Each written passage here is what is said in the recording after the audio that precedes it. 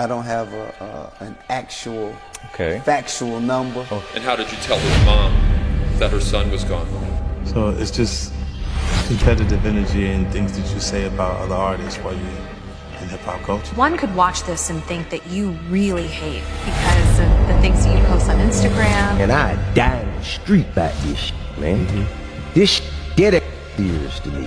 And then when I do rap shit, man, this shit is full of this type. 50 Cent leaks clips of T.I. documentary. And it's devastating. You recognize who that is? Yeah, that's Phil. Oh, that's his body. I felt that, you know, all of those rounds were fired for me, you know.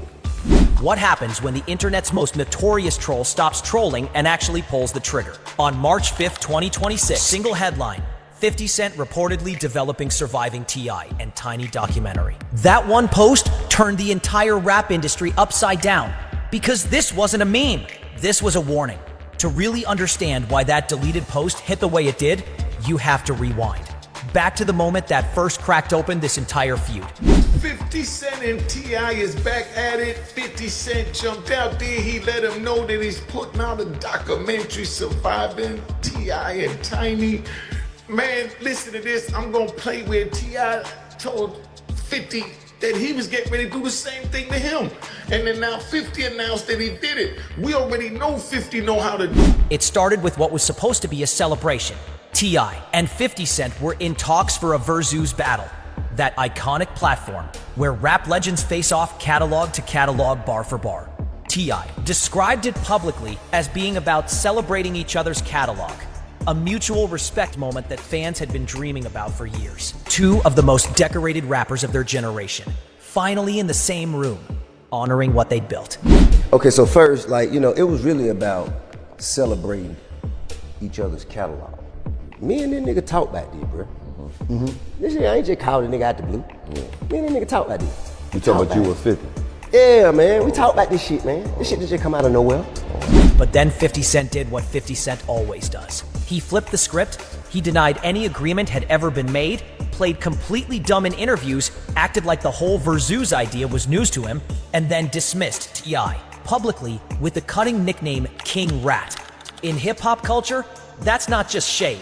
That's a direct accusation of snitching, the worst label you could put on someone in the streets. He told T.I. point blank to keep his name out of his mouth. Because if you tell it, you can't even look forward to going home. It's just gonna be hell. Where you going after you get out? The neighborhood ain't accepting that. You bitch ass nigga, we heard you's a rat. Look, even for me personally, my character, they would try to attack my character. They'll say he a rat or he just a snap. Yeah. All you gotta do is ask him who I told him. T.I. was furious, and he didn't keep that fury private. He went on the $1 Million Worth of Game podcast and said exactly what he felt. We talked about this. We said what we were going to do. When I jumped out there, he acted like he ain't know what the f was going on. The betrayal was real, loud, and public. What made the whole situation sting even deeper was the timing. T.I.'s single Let 'Em Know had just climbed to #1 on urban radio and was crossing into the mainstream top 40. He was having a genuine, undeniable career resurgence, the kind that reminded everyone exactly why he mattered in the first place. And 50's dismissal landed right in the middle of all of it, casting a long shadow over everything T.I. was working to rebuild. But the social media call-out, that was just the opening move. 50 wasn't done, not by a long shot. There's hip-hop beef, and then there's the kind of war that stops being about music entirely. 50 Cent crossed that line fast. He went back to Instagram, the arena where he has been sharpening his knives for 20 years, and posted an unflattering photo of T.I., Z's wife, Tamika Tiny Harris. The caption doubled down on telling T.I. to keep his name out of his mouth. But the real message wasn't in the words. It was in the target. By dragging Tiny into it, 50 made clear this was no longer a rap dispute. He was going after the whole family, in public, with millions of eyes watching every move. At this point, 50 Cent should literally rent a wife and kids and have them make diss responses. And the fact that he would actually have to rent a woman and children to like him and to respond on his behalf on for T.I. and Tiny's whole family is telling. T.I. wasn't going to absorb that quietly. He responded the only way a rapper of his caliber knows how, through the music, and through it fast. He dropped several diss tracks in quick succession, including War and The Right One, and he came loaded. On The Right One, he called 50 a small man in a big shell, a line designed to cut straight at the ego of a man who has built his entire brand on dominance and bravado. That's when you got the right one. And be honest with y'all, man, T.I.'s a lyricist, man. T.I. was going. He was barring up on this one. He was barring up, you know what I'm saying? He brought up the Jadakiss situation, you know, when 50 and Jada went at it. Fat Joe, of course, Murder Inc. We all know how historic that battle is to hip hop. You know, the whole house situation, you know, with the burned down house, that whole situation, you know, what you mad at Puff because he was going at your baby mom. So yeah, he was definitely throwing some shots at 50. And to me, at a point, and like I said, I'm a fan of both T.I. and 50 Cent. It gets to a point with like the memes and stuff like that. Like, all right, where that's limit, in my personal opinion, man, it's time to bar up. But the line that really set the internet on fire was T.I. calling 50 a 5-0 dispatcher, a direct accusation that 50 had cooperated with federal law enforcement, and claiming he had paperwork from men incarcerated in prison with 50 Cent's name on it. That's not a bar. That's a documented accusation, the kind that echoes in places far beyond a streaming platform. And then the Harris family made it a full-blown declaration of war. T.I.'s sons, King Harris and Damani, both dropped their own diss records, aimed directly at 50 Cent. I treated people how they treated us.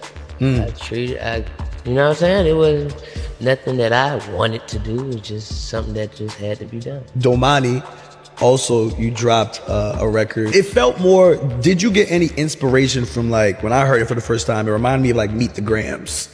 I would say, man, I just have questions. I just genuinely have questions. And I'm an understanding individual, and I know the reason people do certain things, it probably stem from how they grew up, how they was raised, even me. This was no longer two rappers trading jabs. This was a family mobilizing. For most men in the industry, that level of unified pushback would signal it was time to de-escalate. But 50 Cent had already moved on to something far more dangerous than any Instagram caption or diss track. And the whole industry was about to find out what it was. Before the documentary threat makes complete sense, you need to understand what 50 Cent had just finished pulling off, because it is the entire reason the music industry went dead silent when that screenshot surfaced. At the end of 2025, 50 Cent served as executive producer on Sean Combs' The Reckoning, a Netflix docuseries that hit the culture like a sledgehammer. The series debuted at #1 on Netflix immediately upon release, examining the sprawling sexual assault allegations against Sean Diddy Combs, alongside decades of industry behavior that the entertainment world had long whispered about, but never dared put on screen with that kind of reach. And visibility, it became the most talked about documentary of the year, and 50 Cent's fingerprints were all over it. Netflix later clarified that 50 did not have full creative control over the project, and that none of the participants received payment. But in the court of public opinion, those details didn't change the outcome. What mattered was the result, and the result was catastrophic for Diddy's public image. 50 had proved something that nobody in hip-hop had fully reckoned with before. In 2000, a documentary is more powerful than a diss track, more long-lasting than a lawsuit, and more damaging than any amount of social media noise. It doesn't fade. It sits on a platform. It gets shared. It follows you. So when 50 posted that now-deleted screenshot referencing a T.I. documentary, his caption made every person paying attention freeze mid-scroll. "Remember how quiet I got before the Diddy doc," he wrote. "Dame thought I wasn't coming." The message required no translation. He wasn't threatening to rap about T.I. He was threatening to do to Clifford Harris exactly what he had just done to Sean Combs. Package the story, find a platform, and let the cameras do what no diss track ever could. And the title he attached to it, that made it even worse. The title alone was the weapon surviving T.I. and Tiny. Anyone who had followed the entertainment news cycle over the previous several years understood immediately what that title was referencing. But now, since 50 posted that he's doing the documentary, maybe you'll believe him. He just posted it this morning. But anybody in the loop knows that T.I. and Tiny have had several allegations of SA. And exactly what kind of documentary it was built to be. Modeled directly after the Sean Combs. The Reckoning format, the rumored project was reportedly being designed to resurface the sexual assault allegations that had been publicly leveled against T.I. And Tiny, since 2200, pulling them back into the national headlines at the single worst possible moment for the couple's public standing. Gossip journalist Tasha K, who has a long and messy history with celebrity controversies of exactly this type, claimed to have spoken to sources close to 50's team, alleging the project was already in active development. Those claims remain unverified and officially unconfirmed.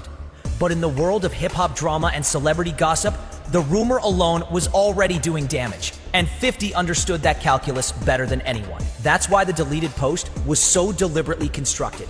He posted it at peak hours, let the internet screenshot and syndicate it across every platform, let the headlines write themselves, and then yanked it down, leaving just enough smoke in the air to make everyone wonder whether the fire was already burning. The deleted caption also included a direct vicious line aimed at T.I.'s promo run. "I hope this doesn't mess up your promo tour. They're gonna ask about your 20 sexual assault cases." That line wasn't accidental. T.I. had positioned his upcoming album Kill the King as his final statement, a legacy project meant to close out one of the most storied careers in Southern rap history, on his own terms. Every interview, every magazine feature, every radio spot was supposed to be about the music. 50 Cent was threatening to make every single one of them about something else entirely. And the legal history behind those allegations? It's far more complicated than either side wants the public to know. This section demands precision because the facts have been distorted in every direction by everyone with something to gain from the narrative spinning out of control. In March of 2001, attorney Tyrone A. Blackburn held a press conference that genuinely rocked the entertainment world. He announced that more than 30 women had come forward to accuse T.I. and Tiny Harris of forced drug, kidnapping, sex assault, and intimidation, describing a pattern of alleged behavior spanning more than 15 years and crossing multiple state lines. The accusations were detailed and deeply disturbing, and they dominated entertainment news for weeks. It's already been known that there are 30 women, at least, that have had allegations of being kidnapped, drugged, raped. Y'all know what those words mean. And 50 Cent is saying he got 20 of them. And this surviving T.I. and Tiny coming.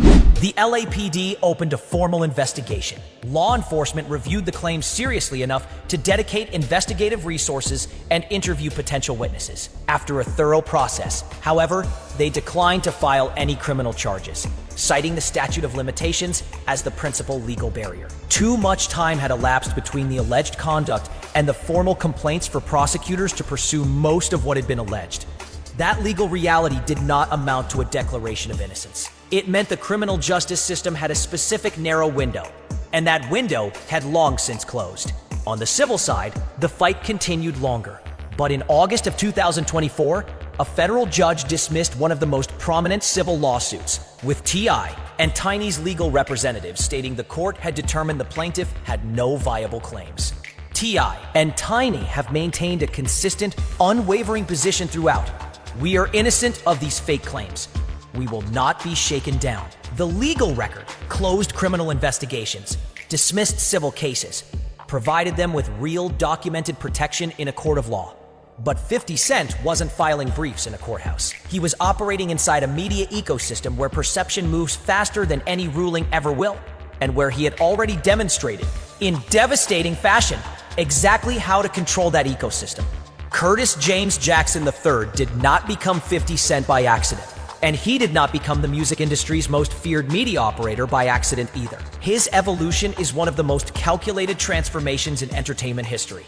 From battle rapper to multi-platinum artist to social media troll to full-scale documentary producer. Each phase more dangerous than the last. In the early 2000s, it was diss tracks that made careers evaporate. By the 2010s, it was Instagram posts, memes, captions, unflattering photos deployed with perfect timing to humiliate targets in front of tens of millions of followers before they'd even had their morning coffee. But by the mid-2020s, 50 had upgraded his arsenal to something the music industry had no real defense against. The Diddy documentary made that clear in the starkest terms possible. It demonstrated that 50 Cent could now attach his name to a project that would sit on Netflix indefinitely, be served algorithmically to new audiences for years to come, and permanently alter how the world viewed someone he had decided to target. Netflix's clarification that he lacked full creative control and that participants weren't compensated did nothing to soften the impact. The outcome was the thing that mattered. And after the docuseries aired, 50 let it be known that approximately 140 hours of additional footage existed that never made it into the final cut, hinting openly that he could push that material to YouTube directly. No network required, no editorial filter, no approval process. That wasn't idle chatter. That was a standing open threat with receipts behind it. And now the same apparatus was being aimed at T.I. The difference between a rapper dissing you in a song and a media mogul producing a documentary about you isn't just a matter of scale, it's a matter of permanence. A song fades from rotation. A documentary lives on a platform forever. Becomes the first result when someone searches your name and follows you into every room you walk into for the rest of your career. 50 Cent understood that better than anyone in the room. The question everyone was now asking, where does that leave T.I.? T.I. is standing at a crossroads that no artist ever wants to find themselves at, simultaneously trying to cement a legacy and defend a reputation that someone with significant resources is actively working to dismantle. Kill the King was supposed to be his farewell, a final bow from one of the most decorated MCs of the 2000s era, the man who helped give Atlanta the blueprint before Atlanta gave the world trap music. A #1 single, a full promotional campaign. The kind of victory lap a rapper earns after 2 decades of surviving everything the industry throws at you. Instead, every conversation about that album now lives under a shadow shaped exactly like 50 Cent. And 50 made sure it wasn't just the documentary threat doing the damage. He dragged it into the music too. On the Power Origins theme song, connected to his long-running television empire, he dropped bars directly referencing the sexual assault allegations against T.I. and Tiny, rapping, "Your daddy made your mama eat every box in Atlanta." There's no reading that line as anything other than what it is. A deliberate, calculated strike designed to ensure the allegations stay in every headline, every comment section, and every conversation about T.I. Its career for as long as possible. The documentary itself remains officially unconfirmed. No network has made an announcement. No release date exists on any calendar. But 50 Cent has earned something that most people in his position never do. The credibility of his own threats. When he went quiet before the Diddy documentary, the industry laughed. Nobody is laughing this time. So here is the question worth sitting with long after this video ends. Is 50 Cent a fearless truth teller holding powerful men accountable for things the legal system was structurally unable to touch? Or is he a man nursing a personal grudge, armed with a production budget and a platform, using allegations that courts have already dismissed as ammunition in a beef that was supposed to be about a rap battle? The line between justice and revenge has never been this blurry. And T.I.'s entire legacy may hang on which side of that line 50 Cent is actually standing on. Let us know your thoughts in comments below. If you enjoyed this breakdown, don't forget to like this video to support the channel.